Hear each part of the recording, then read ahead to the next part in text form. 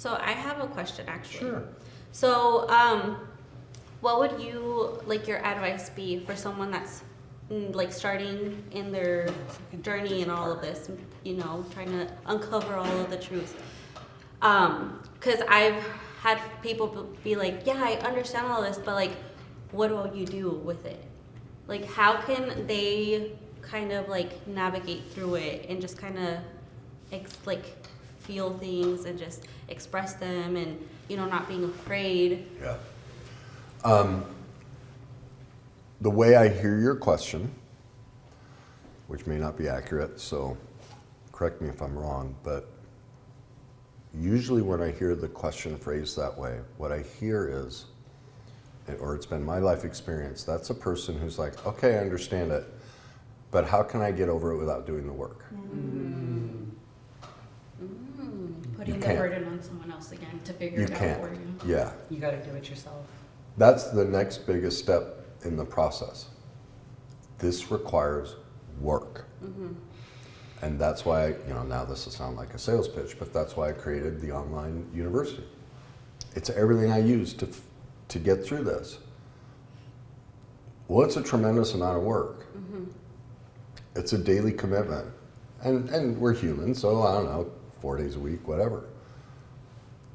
But what you're choosing is your authentic self. That I'm done living in the ego, false persona. Well, how am I got to start over. Well, I don't know where to start. Well, that's why I created all that. Here's the parenting you never got. Yeah.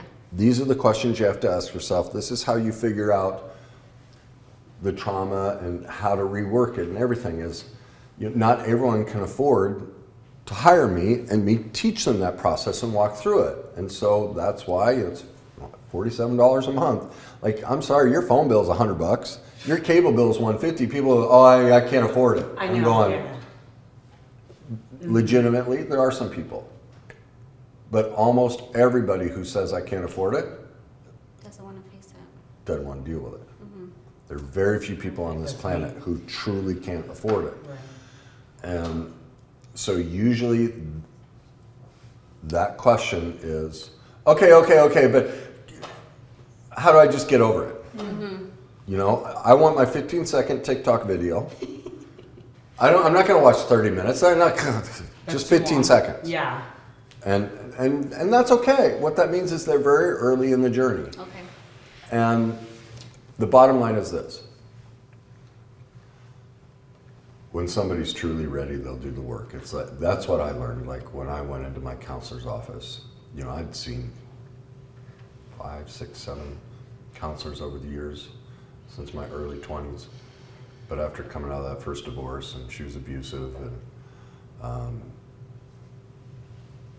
you know, I knew, and I didn't know much, but I knew enough that something about this is about me.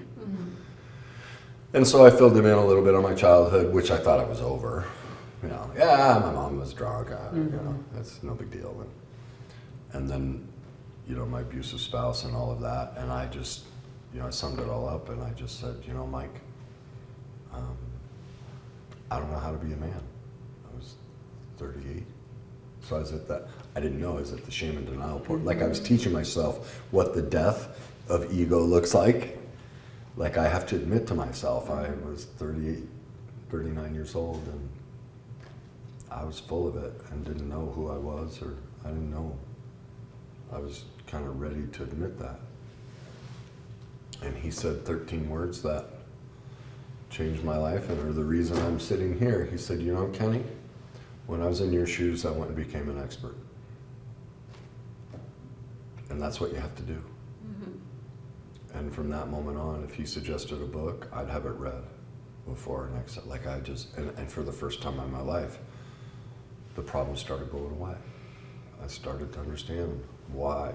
I started to find out who I really was, you know, and learn how to face all those tough questions and all of that. And so it's kind of like, you know, that question for those people is kind of like saying, God, I want to go to Hawaii. Really? Well, I have plane tickets. You want to go? Oh, I don't like planes. Well, then you can walk. Yeah. Go swim. Oh, yeah, but I have bunions and corns. I can't walk that far. Yeah.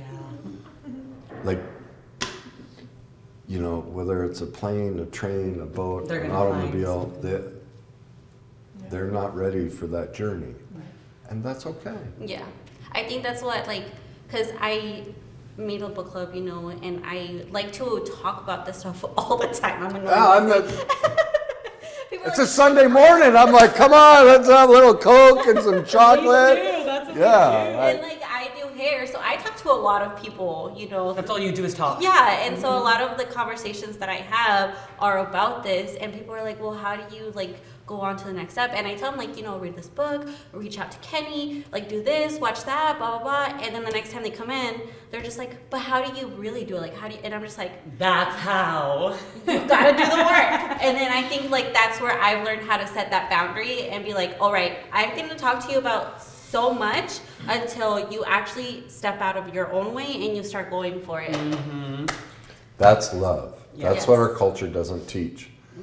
When you enable the victim, Yes. I'm such an enabler, You and become she a- knows that. Oh my and that's gosh. it's because it's a power position. We get to, it's like the super empath position. Oh, Yeah. I'm such an empath. Oh, I care so much. Yes, but no, it's enabling. No, that's a very Yeah. narcissistic view because it's not kind and Yeah. loving to enable somebody's Especially when I was self-abuse. raised by two narcissistic parents. And then I mean you get Yeah. raised to be like, if you're not gonna enable someone, you're the bad person. Like I've had to have a rough conversation and be like, I'm sorry, but I'm not gonna enable you right now. If you wanna get like speak to me when you're done complaining. Right. And speak to me when you have solutions.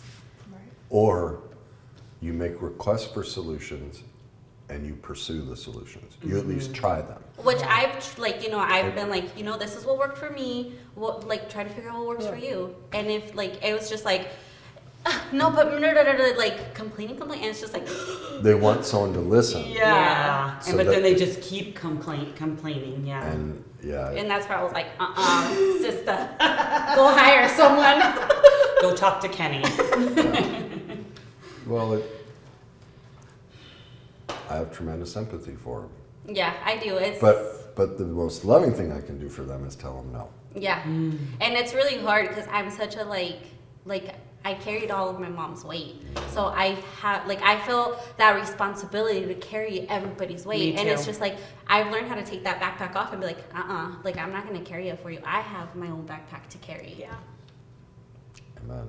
And I'm still trying to figure out how to carry mine. Me too. You know, like just because I'm sitting in this chair doesn't mean I have it figured out. Right. You know, I sure think I do. You know, I watch some of my videos and stuff and hear some of my responses, and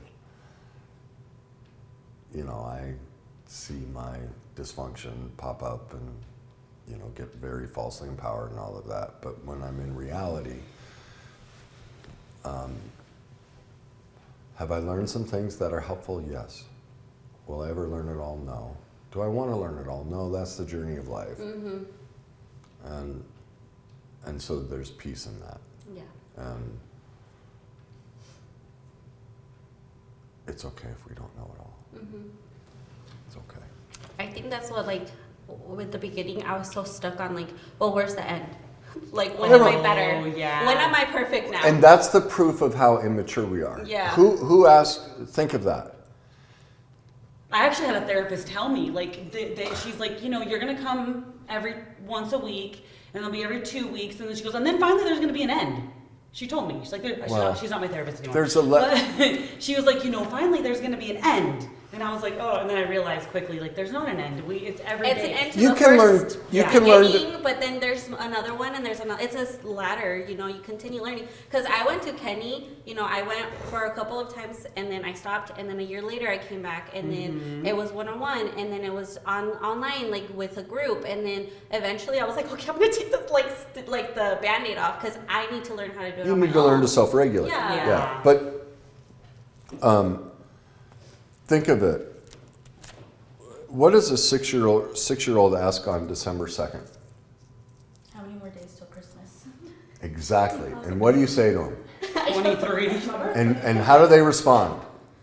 Ask again. I know. And then on December 3rd, what do they do, right? And instead, so just get a calendar. the point is this. I'm drawing a parallel. You know how early you are in recovery and how young you are when you ask, when will I get to the end? Yeah. Because you're at December 2nd, you're wanting Christmas, and 23 days seems like a lifetime away. But as you mature in your growth out of the adapted wounded child and the false persona, you realize Christmas is every day. Like, but that's where you start, and it's okay. You know, this is a maturation process out of childhood into what Pia Melody calls maturity and moderation. And that's what you get from it. And so then you can survive that. It's another 23 days till Christmas. Yeah. But in the beginning, you can't. Like your friends, they can't. They're that child. I need Christmas today. I need the payoff. Well, that takes time. So, It does. Dive, my friends, dive. should we end it there? We should. Yes. That was good. Let's do it. Thank you. You're welcome.